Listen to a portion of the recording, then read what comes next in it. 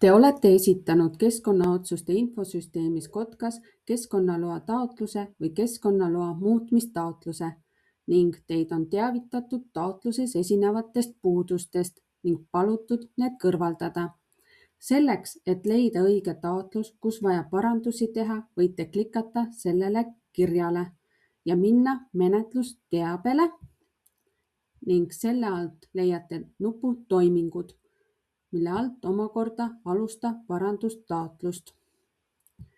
Kui teile ei kuvata töölaual vastamist ootavat dokumenti, kuid te teate ise ja teil on palutud parandustaotlusena andmeid uuesti esitada, siis Minu asjad, minu taotlused leiate nimekirja taotlustest, mis olete varasemalt esitanud ning siit otsides õige taotluse, mille kohta oli vaja parandusandmeid esitada ning klikate sellele.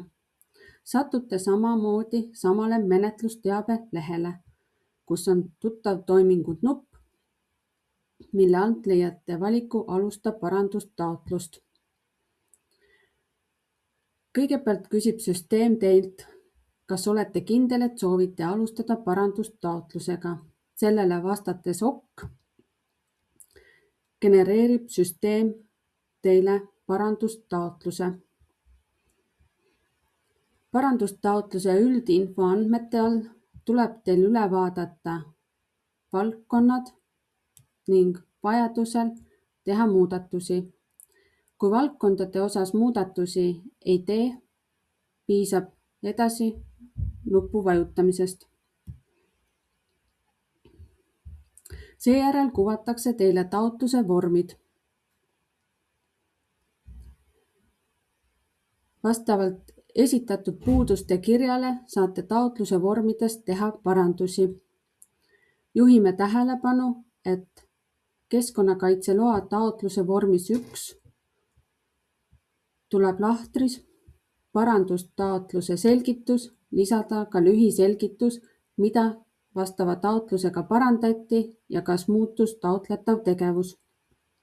Lahtrisse võib lisada kas kommentaari, et parandused ja täiendused on tehtud vastavalt ameti edastatud puuduste kõrvaldamise kirjale. Seejärel vajutada salvesta ja kontrolli. Kui teil jääb mingil põhjusel parandustaotluse koostamine ja esitamine pooleli, siis KOTKAS süsteem salvestab selle. Kõik pooleli olevad ja salvestatud ja sisestamisel olevad taotlused on leitavad Minu asjad, minu taotlused. Nimekirjas on pooleli olev taotlus staatuses sisestamisel.